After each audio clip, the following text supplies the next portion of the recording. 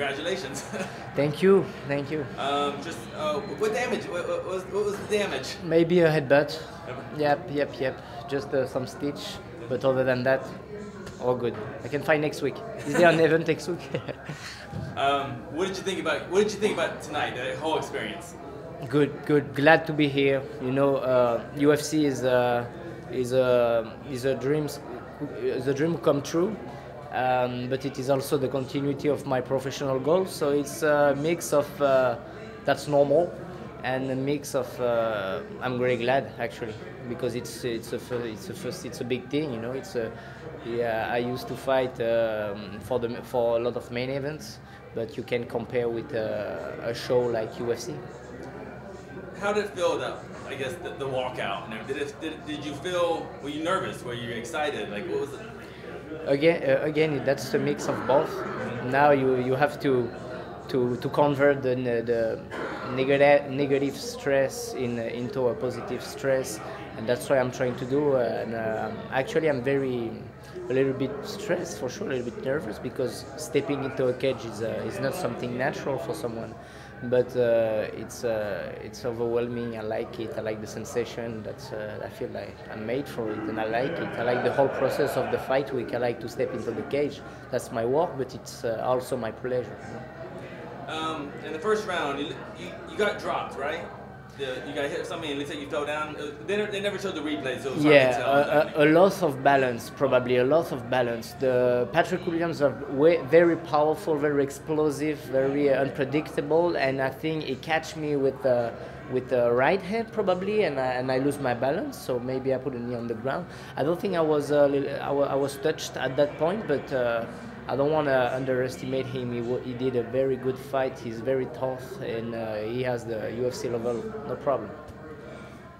Speak to the elbows. Was that a big part of what the game plan was? Because I think you did the most damage and ultimately ended the fight with the elbows. But is that something you were working on, or something that just came from the flow of the fight? Yeah, I think both. From the very beginning of my career, I've been always using elbows. It is also one of the things I work a lot every day. That's one of the European thing, because we have a high level in kickboxing and Muay Thai over there. So against the high level American wrestlers, I'm trying to use the elbow like an anti-wrestling game. You know, the guys they're very strong on the upper body. Sometimes I'm less strong, especially against Patrick, who are very strong. So at that time, I'm trying to use the elbow, because he's not used to the middle distance either in boxing, either in wrestling. So I'm good at it. So at that time, I'm trying to use the elbow, and it works. I'm glad it works. When you landed the elbow right at the end of the round and it dropped him, you kind of walked away, you went to your corner. Did you realize how much damage you had caused him at the end of that round?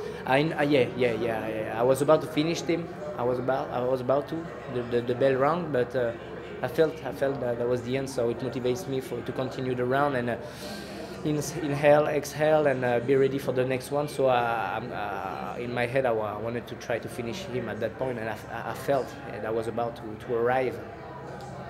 Oh, when you're fighting him, could you feel him get tired in the fight? Because within maybe 3 minutes, he was bent over. Was that surprising? Now that the fight is done, I can reveal it a little bit. The game plan or the guidelines. One of the guidelines was to make him tired and put him a lot of pressure. Not too much, because if you step too much close of him, he's very strong, so he will use it against you. So that was a mix, pressure, but don't go too much, but pressure, but don't go too much. And at a point, I feel after the third minute of the first round, he would have been tired, and actually it happened. So I'm glad it happened, because he was very strong. And it works actually. After that was the elbow, it works. Maybe there was next time that it would be a middle kick, but it works with your elbow, so I'm glad. You sound like you were very confident in your game plan tonight, and your coach Greg Jackson, he's very famous for his game plans. Can you talk about you working with Greg Jackson throughout these years? It's been 3 years right now. We work together, and it's an honor for me to work with him. He's very high level, very smart, very creative, and he is also very open-minded, because my coach from France, Bourama Traoré, as known as the Man of Shadow, is the guy who is with me from the very beginning of my career, and he helped us a lot with the game plan. So actually, the game plan for that fight was a mix of either Greg Jackson and Bourama Traoré, my coach, my French coach from Paris, who helped us from the last 2 months. So that was a mix of both, and that was pure craftsmanship.